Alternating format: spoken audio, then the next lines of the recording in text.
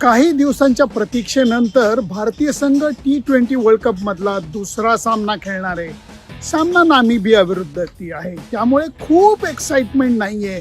परंतु हे लक्षात ठेवायला पाहिजे की चालू विश्वचषकामध्ये साध्या वाटणाऱ्या टीम सुद्धा अजब परफॉर्मन्स करून दाखवत आहेत. त्यामुळे भारतीय संघ कुठलाही धोका पत्करणार नाही, समोरच्या संघाला गृहीत धरणार नाही आणि संपूर्ण ताकदीनिशी नामिबिया विरुद्ध सामना खेळतील हे अगदी 100% सत्य आहे. आणि तशी ग्वाही पत्रकार परिषदेला आलेल्या तिलक वर्मानी देऊन टाकलेली आहे. फक्त भारतीय संघामध्ये 1-2 अडचणी आहेत. पहिली गोष्ट म्हणजे अभिषेक शर्मा पोटाच्या विकारामुळे, म्हणजे त्याचं प्रचंड मोठ्या प्रमाणात पोट बिघडलं आणि त्याच्यामुळे तो नामिबिया विरुद्धचा सामना खेळेल असं आत्ता तरी वाटत नाहीये. रादर तो खेळणार नसल्याची शक्यता ही जास्त वाटते. जसप्रीत बुमराची सुद्धा दुखापतीतनं बाहेर येण्याची प्रक्रिया चालू आहे, त्यामुळे तो सुद्धा खेळेल की नाही सांगता येत नाहीये. कारण त्याच्यानंतरचा पाकिस्तान विरुद्धचा सामना हा भारतीय संघासाठी जास्त महत्त्वाचा आहे. त्यामुळे दोघं खेळणार नाहीत आणि त्यांची जागा कोण घेतं हे बघायला लागेल. बुमरा गेल्या मॅचमध्येही खेळलेला नव्हता, त्यामुळे तो प्रॉब्लेम नाही आहे. संजू सॅमसनला परत संधी मिळतीये का वॉशिंग्टन सुंदरला संघात घेऊन फिरकीची ताकद वाढवली जाते हे बघायला लागेल. पण मला वाटतं कोण खेळतंय याच्यापेक्षा जे खेळतील ते संपूर्ण ताकदीनिशी खेळतील हे अगदी 100% सत्य आहे. नामिबियाचा संघ हा थोडीशी तयारी करून आलाय, कारण गेल्या वर्षी भारताच्या 2 रणजी ट्रॉफी टीम या नामिबियात जाऊन खेळून आलेल्या होत्या. उत्तर प्रदेशची होती आणि मला वाटतं कर्नाटकाची होती, त्यामुळे त्यांची थोडी तयारी झाली आहे. पण त्यांचा कॅप्टन जिराट जो आहे तो मस्तपैकी सांगून गेलेला आहे की भारतीय संघाविरुद्ध भारतामध्ये आणि भारतीय फॅन समोर खेळणं हे प्रचंड दडपणाची गोष्ट आहे. कारण भारतीय संघ जबरदस्त आहे, पण आमच्यामध्ये मनामध्ये उत्सुकता, एक्साइटमेंट ही खूप जास्त आहे. त्यामुळे त्यांच्या दृष्टीने ही खूप मोठी संधी आहे आपलं कौशल्य दाखवायची आणि भारतीय संघाला एक चांगली लढत द्यायची.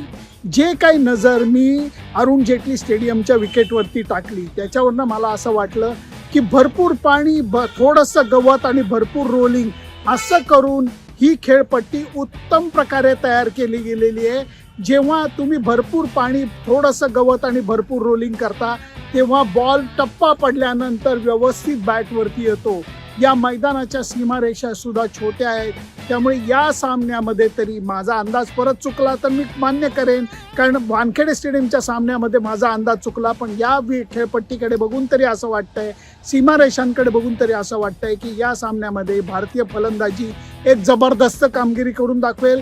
चौकार षटकारांची बरसात नाही, पण चांगली पखरण होईल असा माझा अंदाज आहे. संघाबद्दल मी बोललो, खेळपट्टीबद्दल बोललो, सीमारेषांबद्दल बोललो. भारतीय संघाच्या बाबतीत जर का अगदी पिनपॉईंट करून बोलायचं झालं तर गेल्या सामन्यातल्या काही चुका टाळायला लागतील.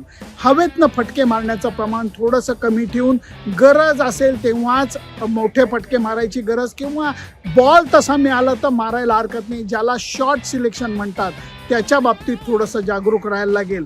तिलक वर्मा पत्रकार परिषदेमध्ये अजून एक चांगला पॉईंट बोलून गेला. तो म्हणला की तिलक वर्मा म्हणजे तो स्वतः आणि सूर्यकुमार यादव हेच वेगळ्या पद्धतीने बॅटिंग करतात, थोडीशी तंत्रशुद्ध बॅटिंग करतात. बाकीचे सगळे बॅट्समन हे तुफान अटॅकिंग आहेत, त्यामुळे त्यांच्यावरती रिस्पॉन्सिबिलिटी आहे की संघाला बांधून ठेवायची. आणि त्याचा अजून एक महत्त्वाचा पॉईंट होता तो म्हणजे 6 ते 16 या षटकांमध्ये जो संघ चांगली बॅटिंग करतो तो T20 मध्ये जिंकतो, असं सुद्धा त्याचं म्हणणं होतं. आणि एक शेवटचा पॉईंट तो म्हणजे असा आहे की भारतीय संघ एकच सामना दिल्लीमध्ये खेळणार आहे, त्यामुळे भले हा सामना नामिबिया विरुद्धचा असला तरी तिकीट विक्रीला बऱ्यापैकी प्रतिसाद आहे असं संयोजक सांगतायत. त्याचं खरं कारण काय आहे किंवा खरा प्रतिसाद काय आहे हे मैदानावरती दिसणार आहे. परंतु भारतीय संघाची आता विश्रांती पूर्ण झाली आहे, सरावाची तयारी पूर्ण झाली आहे. आता प्रतीक्षा आहे ती दुसऱ्या सामन्याची आणि मला तरी असं वाटतं की गेल्या सामन्यातल्या चुका टाळून सुधारून भारतीय संघ एक दमदार कामगिरी ही नामिबिया विरुद्ध करून दाखवेल ही माझी खात्री आहे. कारण ही खेळपट्टी या वातावरणामध्ये भारतीय संघाला कसं खेळायचं याची संपूर्णपणे उजळणी आहे, अनुभव सुद्धा आहे. आता फक्त समोर आलेल्या नामिबिया संघावरती तुटून पडण्याची गोष्ट आहे, एवढीच बाकी आहे. म्हणून माझे मुद्दे मी मांडले, तुमचे मुद्दे काय आम्हाला जरूर कळवा. फक्त त्याच्याकरता सकाळ स्पोर्ट्सचं इंस्टाग्राम अकाउंट आणि यूट्यूब चॅनल लाईक शेअर आणि सबस्क्राईब करायला विसरू नका. Bye bye.